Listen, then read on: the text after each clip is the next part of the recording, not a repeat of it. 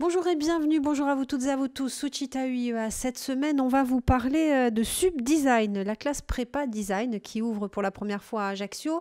Pour en parler, la directrice, Marina Martelli, bonjour. Bonjour, merci de m'avoir invitée. Et le directeur adjoint, Jean-Louis Blénaud, bonjour. Bonjour Marie. Alors, Marina, une classe prépa design qui ouvre ses portes pour la première année à Ajaccio. On ouvre une classe prépa. Vous avez décidé, vous, d'ouvrir une classe prépa. C'est vrai qu'on connaît les classes prépa plus classiques qui font partie aussi du réseau éducation nationale. Mais aujourd'hui, il y avait une demande. Donc, vous vous êtes dit, il faut offrir cette possibilité aux élèves en Corse. Exactement. En fait, c'est parti d'un besoin personnel. Moi-même, j'ai voulu faire une école de design après le bac. Sauf que pour faire une école de design sur le continent, il fallait avoir fait une mise à niveau en design, donc une classe préparatoire. Comme il en existe effectivement beaucoup, il y a les MASP et autres. Là, c'est dans le design. Financièrement, je ne pouvais pas partir la première année. Et du coup, j'ai dû faire une mise à niveau par correspondance pendant 2 ans. Et c'est vraiment ce parcours du combattant qui m'a amené justement à réfléchir du coup, la pertinence d'une classe prépa de design en Corse. Et c'est vrai qu'au début, c'est venu comme une idée un peu folle. Et puis finalement, avec le temps, ça s'est concrétisé. Aujourd'hui, la classe prépa ouvre en septembre à Ajaccio. Jean-Louis Blénaud, donc Subdesign, il a fallu mettre toute une organisation en place. C'est une grosse organisation. D'abord parce qu'il faut de la crédibilité auprès des jeunes et auprès de leurs parents, bien sûr. Et ensuite, une crédibilité auprès des pouvoirs publics, auprès des acteurs financiers. Donc, trouver des partenariats avec les grandes écoles de design au départ sur le continent. Ensuite, nous avons quelques touches en Italie. Donc, il y a des classes préparatoires, des écoles de design sur Paris, sur Nantes, Nice, Marseille, Lille. Nous sommes reconnus par des associations telles que Lille Design ou des associations sur le design de Saint-Étienne qui est mondialement connue. Donc, c'est à ce niveau-là que notre travail a été fondamental. D'abord pour le travail de Marina qui est de préparer la pédagogie, bien sûr, et surtout pour être adoubé par ces grandes écoles qui reconnaissent le travail de Marina et ensuite pour les acteurs locaux d'être crédibles. Alors justement, cette crédibilité, est-ce que ça n'a pas été la principale difficulté finalement au début ? Oui, bien évidemment, parce que c'est vrai que c'est un gros projet. On est dans l'éducation, c'est quand même un secteur qui est très important. C'est quand même l'avenir de la jeune génération. Donc c'est pour ça que nous, on a beaucoup travaillé sur le projet. On a rencontré les acteurs professionnels dans le design les plus pertinents. On a rencontré les écoles, elles ont validé le programme pédagogique. Donc on a fait en sorte de monter vraiment en gamme et d'avoir un positionnement d'excellence. Justement pour proposer en fait à la jeunesse corse le meilleur parce qu'il y a un potentiel énorme et tous ces jeunes-là méritent d'accéder aux plus grandes écoles de design. Alors ça n'a pas fait partie de la plateforme Parcoursup, mais néanmoins c'est une vraie classe prépa, une vraie école de design. Vous disiez donc cette mise à niveau, c'est pas juste un stage, c'est pas que les gens comprennent bien. Bien entendu. Alors ce n'est pas sur Parcoursup, c'était un choix personnel. Il y a beaucoup d'écoles privées qui ne sont pas sur Parcoursup, tout simplement pour les contraintes qui sont assimilées à la plateforme au niveau du calendrier et autres. C'est vrai que nous, on a commencé la campagne de préinscription dès le mois de novembre. On a privilégié les entretiens avec les étudiants. C'est vrai qu'on n'est pas focalisé sur le dossier scolaire parce que ce qui compte pour nous, c'est voir la motivation dans les yeux de l'étudiant et la passion qui n'est pas forcément visible dans les notes du dossier scolaire. C'est pour ça qu'on n'est pas sur Parcoursup. Par contre, on est une véritable classe préparatoire d'1 an, post-bac, c'est une mise à niveau. L'alter ego dans l'éducation nationale, ce sont les MANA. Voilà, donc nous, on est une classe préparatoire. Et pendant 1 an, on va mettre à niveau les étudiants dans tous les fondamentaux de la discipline du design. On va leur faire découvrir aussi les métiers du design parce que c'est très large. On a la mode, on a l'architecture d'intérieur, l'espace, le produit, le graphisme, l'animation. Et à l'issue de cette année, on va pouvoir les présenter dans les concours des écoles de design sur le continent. Après, c'est une classe préparatoire, mais effectivement, on a pour ambition d'en faire une véritable école de design d'ici quelques années. Donc, c'est un premier pas, mais notre but est d'aller plus loin pour la jeunesse corse. Jean-Louis Blénaud, donc la pédagogie, la passion. Obligatoirement, les deux sont liés. Dans ces métiers, on vient pas, je vais paraphraser Marina, on ne vient pas dans ces métiers au hasard. Je suis musicien. Depuis tout petit, c'est pas un hasard de travailler dans la musique, de travailler dans la création, dans le design, dans les objets, dans la fonction même du design en général. C'est plus qu'un métier, plus qu'une passion, une manière de vivre.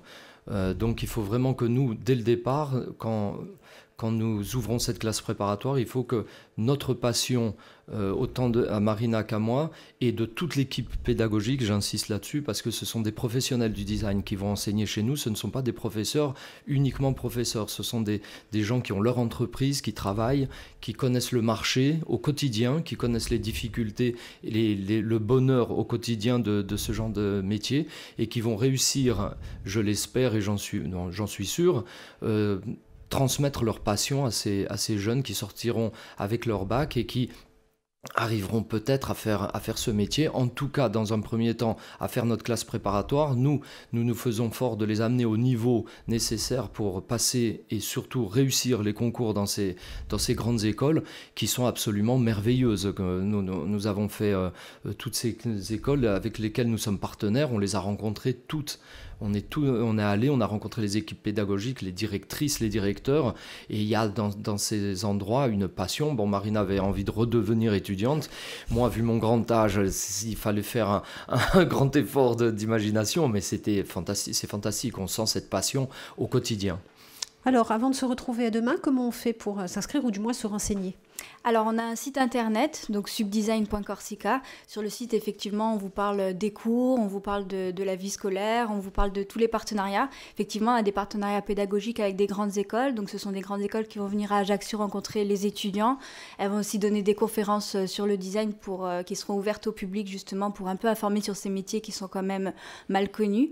Mais on a aussi des partenariats avec des entreprises locales. Notamment, les étudiants vont travailler sur un projet d'Air Corsica, donc qui est notre partenaire. Ils vont faire du design global avec eux, donc travailler autour de plusieurs aspects du design avec Air Corsica. Également partenariat avec Happy Bike, donc qui est une start-up dans la mobilité douce qui crée des vélos électriques. Donc c'est vrai que toutes ces informations se représentent sur le site. Pour s'inscrire, on a un onglet admission où on va tomber sur une fiche de contact où il va falloir renseigner tout simplement ses coordonnées. Nous, sous une semaine, en fait, on contacte les étudiants. Bon, en général, en quelques jours, ils sont contactés. Il y a un entretien qui est fait, donc c'est un entretien de préinscription.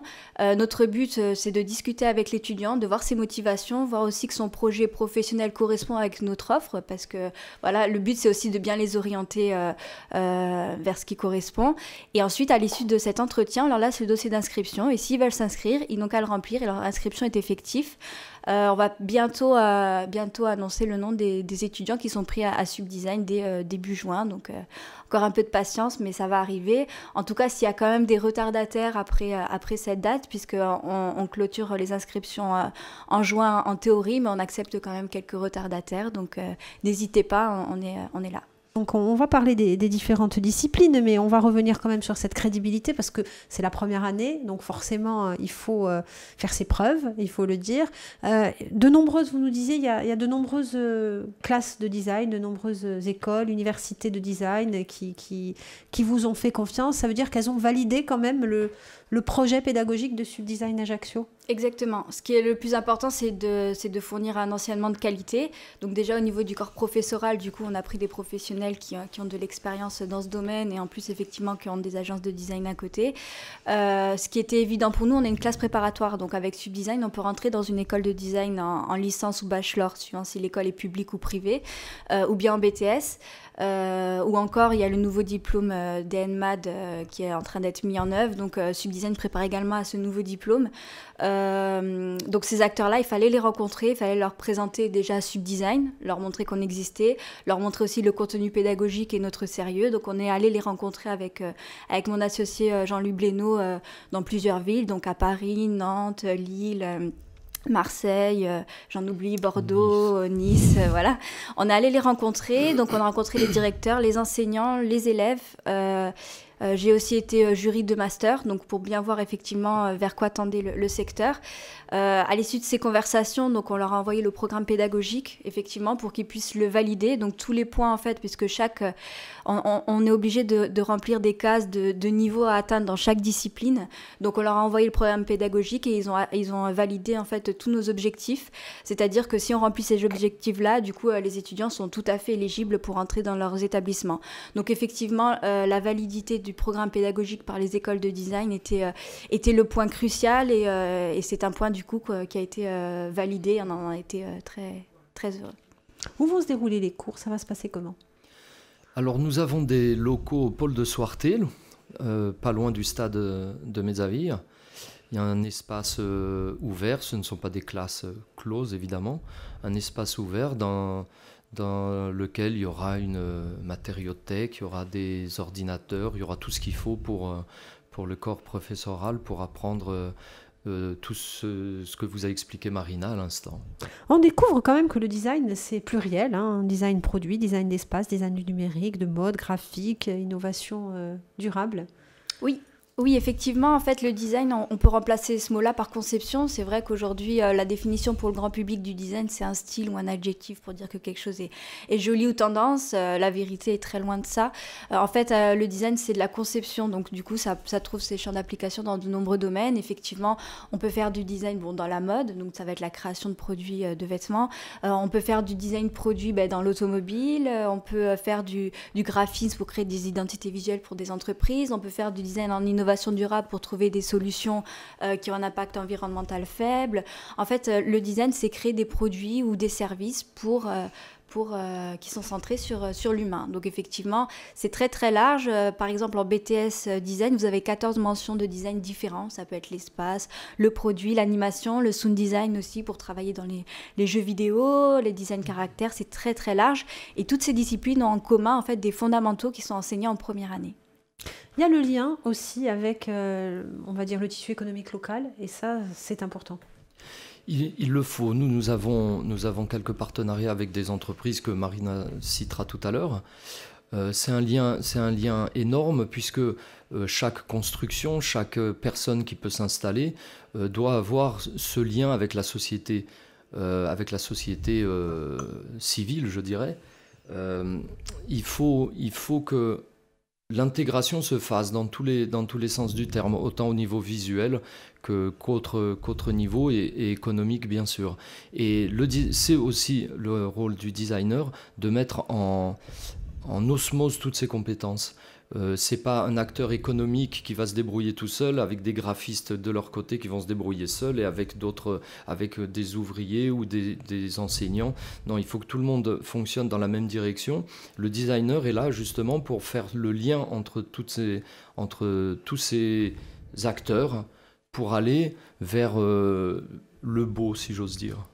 On va parler un peu des programmes aujourd'hui. Alors, il y a beaucoup des programmes hebdomadaires, fondamentaux du dessin, département du design. Vous allez nous détailler un petit peu tout ça.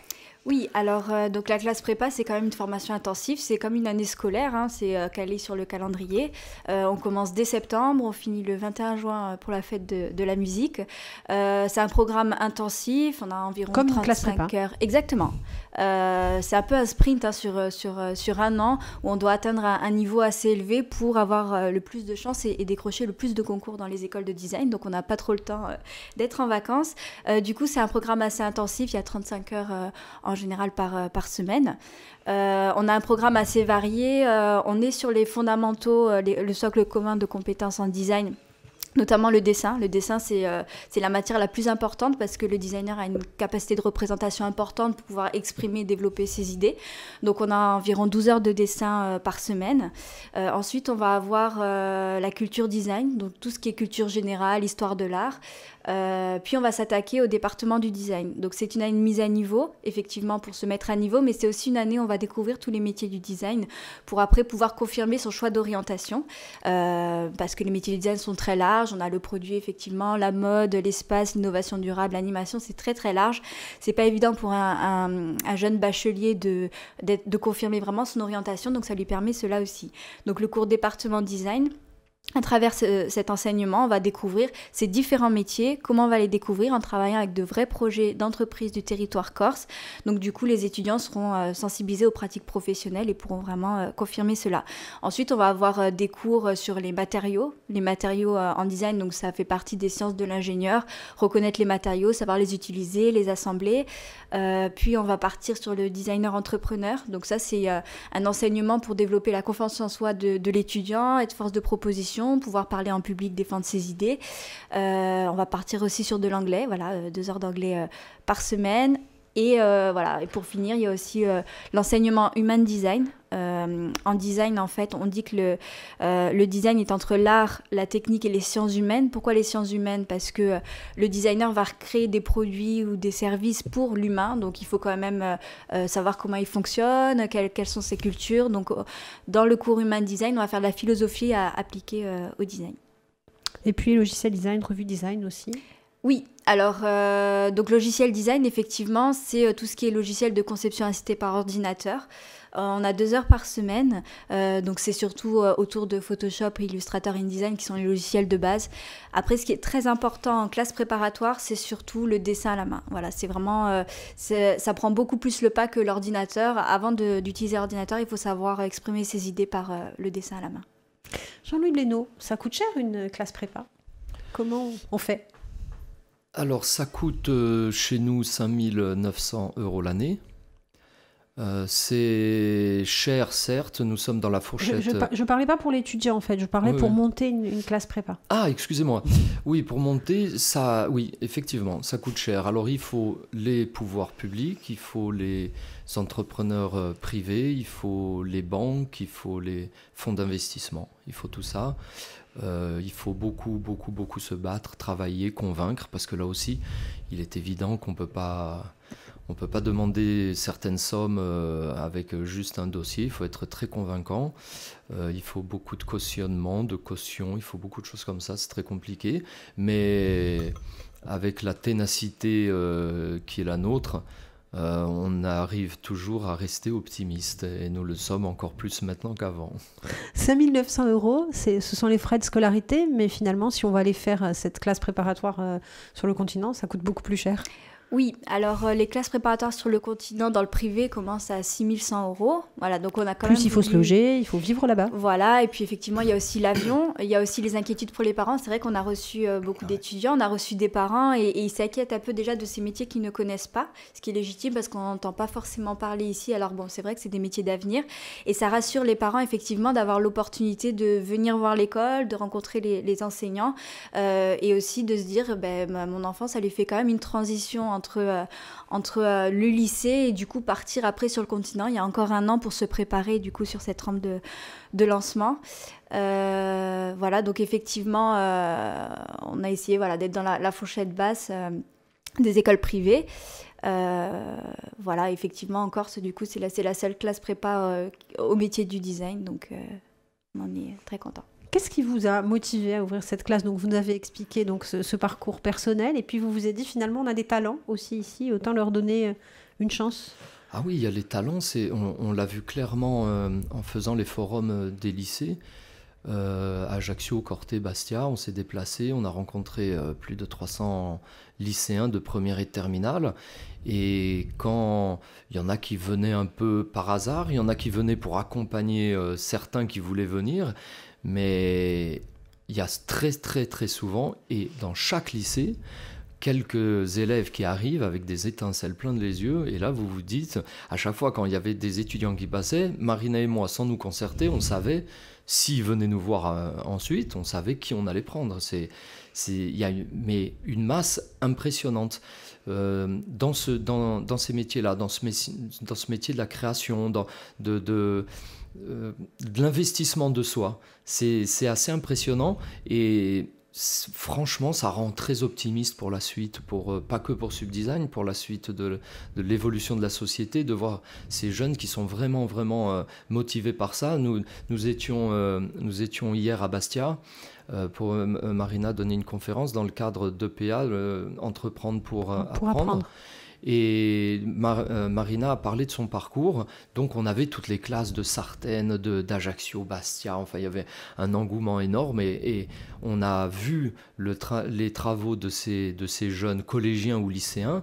Il y a une imagination, mais florissante. Et en fait, là sont les futurs designers, là sont ces jeunes qui ont des idées de lavage de voitures écologiques, de lessive écologique. Enfin, ils ont une multitude d'idées qui est impressionnante, vraiment impressionnante. Et nous, ça nous a beaucoup plu d'être dans cette ambiance. Nous étions avec notre prof référente de Subdesign, Claire Kienelato.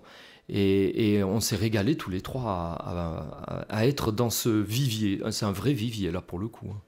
On disait un talent, des viviers, on disait aussi des étudiants très motivés et des parents aussi qui sont rassurés et qui découvrent aussi certains métiers. Il faut dire que le métier du design, vous le disiez hier, c'est vraiment des métiers d'avenir. C'est vrai qu'on pense peut-être à des parcours plus classiques, mais... c'est vraiment là qu'est l'avenir. Oui, alors c'est vrai qu'on vit des périodes de mutation assez importantes.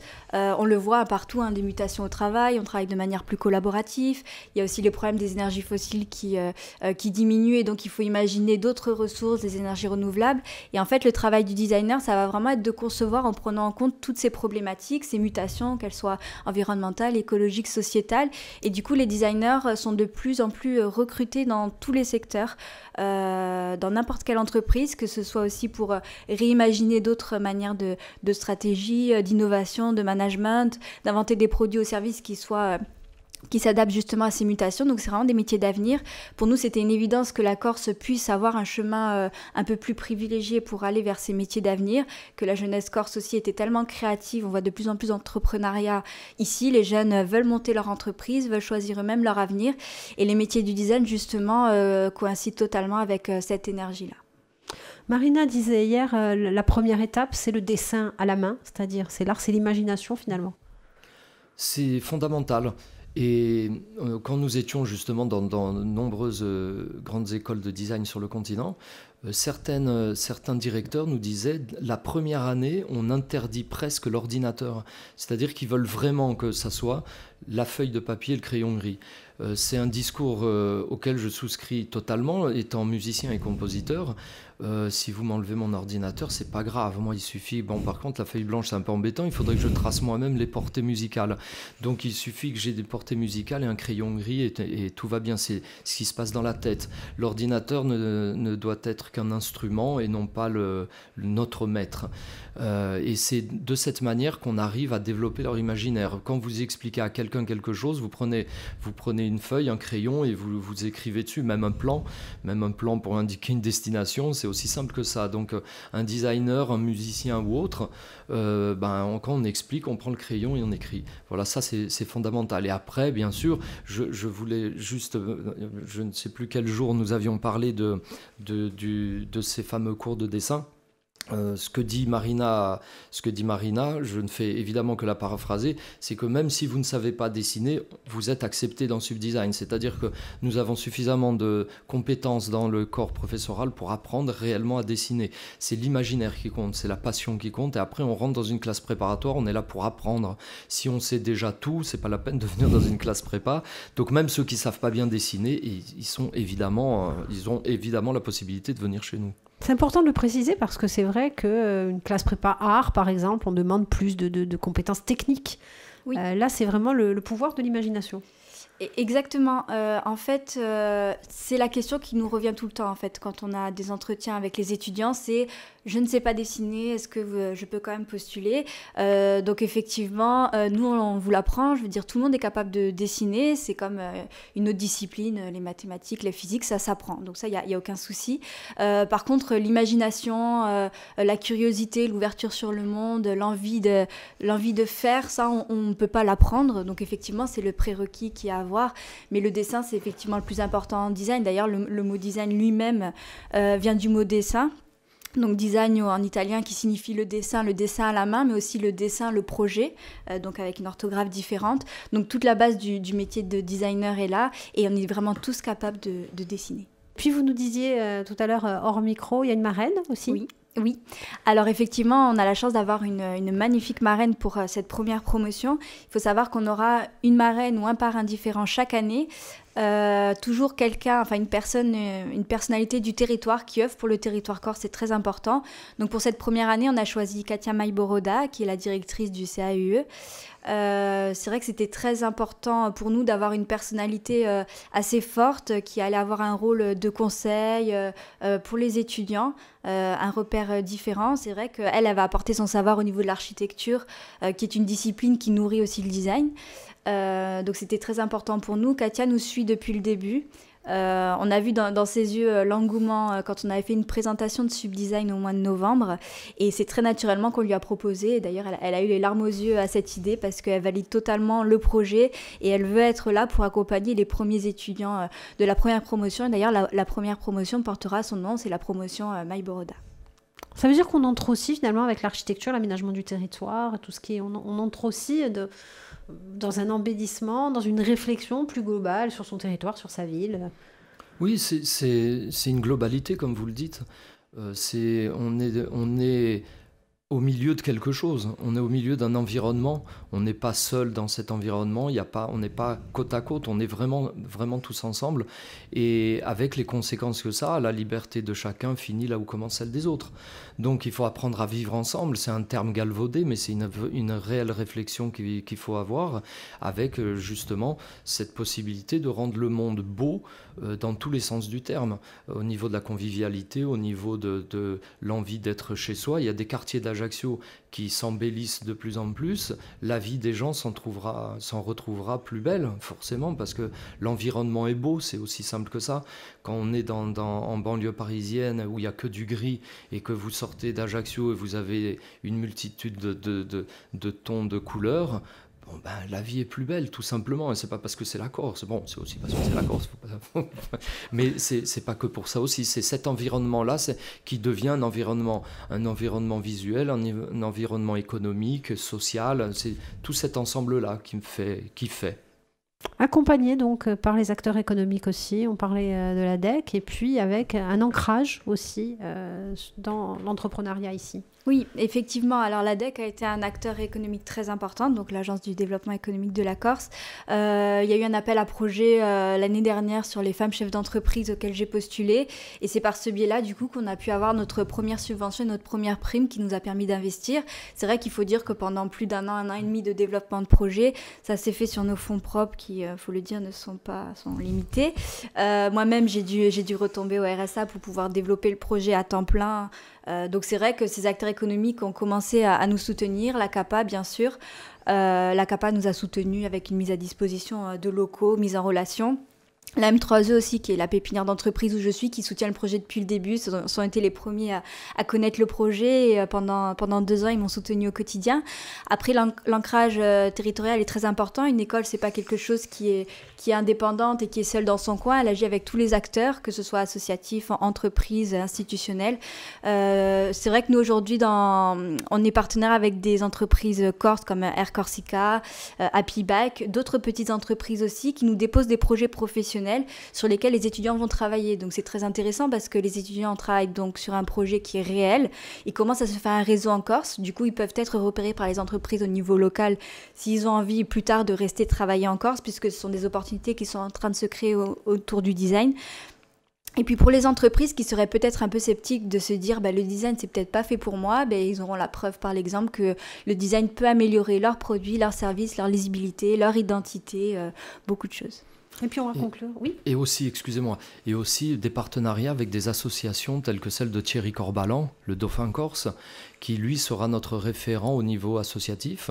De cette manière, on aura aussi des actions qui seront tournées aussi vers le handicap, vers la santé et toutes d'autres actions possibles dans notre classe préparatoire. Voilà, et puis on va conclure en disant, c'est une classe sérieuse, il y a des objectifs précis, il y a une équipe pédagogique bien encadré. C'est ça, il n'y a pas de hasard, il n'y a pas d'amateurisme. On va prendre en charge des jeunes de 17, 18, 19 ans, c'est très sérieux, je suis père de famille, je sais ce que c'est.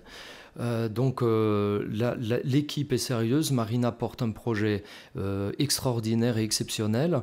Elle est d'une compétence impressionnante et rare.